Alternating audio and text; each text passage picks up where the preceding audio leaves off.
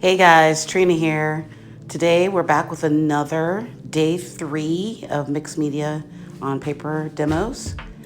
Today I'm working on a different surface. I'm using watercolor paper and I've got some acrylic paint over there. You can see I'm using a marker right here and some graphite to draw in some gestural marks.